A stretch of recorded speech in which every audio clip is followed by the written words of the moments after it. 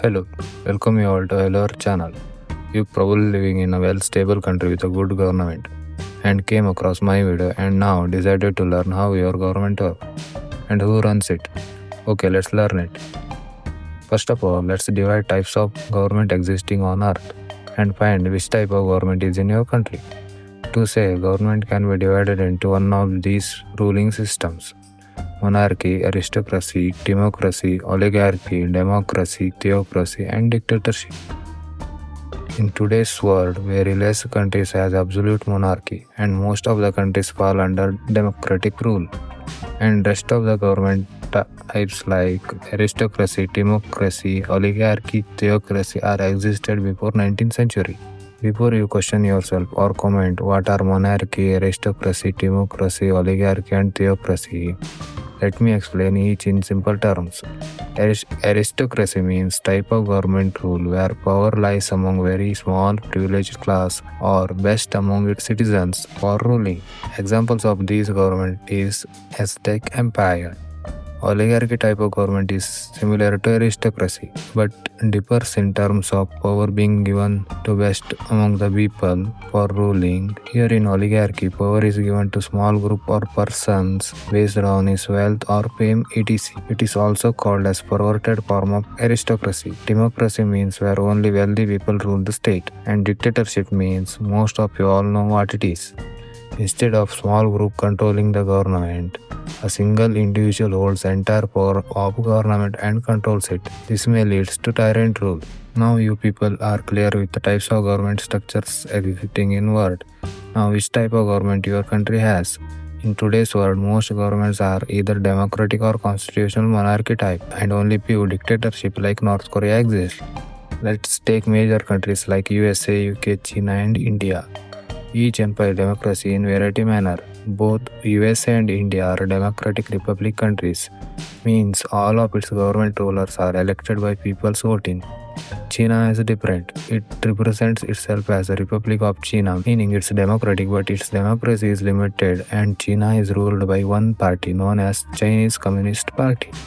UK on the other hand employs constitutional monarchy system, means it still has king and queen, but their influence in country's politics is negligible, and UK government rule the country under sovereign name. Now dive into directly how a democratic country works, or how it should actually work. If your government is not working like this, then you can assume your government deviating from democracy. Let's take Indian democracy as an example and learn democratic government working in depth. In democratic government, power is not fully rested in one group. It's divided among different government bodies. In this type of government, usually powers are divided among state and one central government. Although state government works as separate government in its own state, but as a nation, all state government obeys one central government. Central government further distributes its power among these branches: legislative branch, executive branch, judicial branch. Legislative branch means group of MPs and they discuss about national interest topics and make some laws and pass it for implication across all countries. Legislative branch also called Parliament, and it contains two houses, mainly Upper House Rajya Sabha and Lower House Lok Sabha. Both houses members are called as MPs. Remember this. Now Lok Sabha members are elected directly by people of the nation through Lok Sabha election or MP election, which is held usually every 5 years. Rajya Sabha members are elected by Lok Sabha members and also appointed some members by President of India. It's also called indirect electoral process because people don't directly vote for Rajya Sabha members. This much is about legislative branch of central government. Now let's talk about executive branch. Executive branch consists of ministers and officers. Ministers like prime ministers, presidents, cabinet ministers and deputy ministers, and officers like IFS officers, IAS officers and other government officers comes under executive branch. These people are important for implementing law and order across the country. Where laws and bills are passed by parliaments, its implication across the country comes under executive branch. President being the head of the state and supreme commander of army, he appoints prime minister and other ministers. President also have a power to dissolve Lok Sabha and implementing emergency on country and granting plea to the criminals. Prime minister on the other hand is a head of government and he is responsible for day-to-day governing of country. He is responsible for policy implementation and he is the head of majority Lok Sabha party. Consider it like this: President is the ceremonial head of country and Prime Minister as main person for governing the country.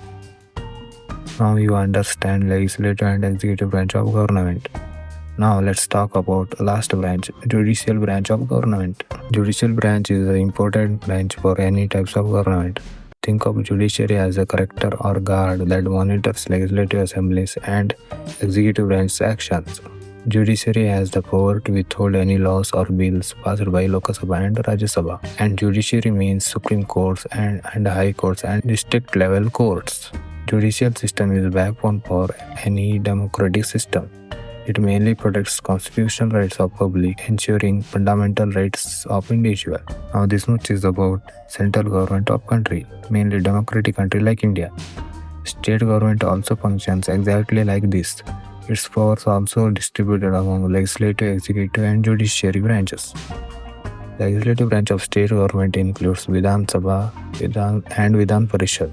Vidhan Parishad's members are called as MLAs and elected by peoples of respective state.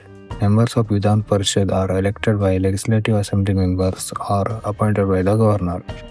Executive branch of state government includes Chief Minister, Governor and Council of Ministers.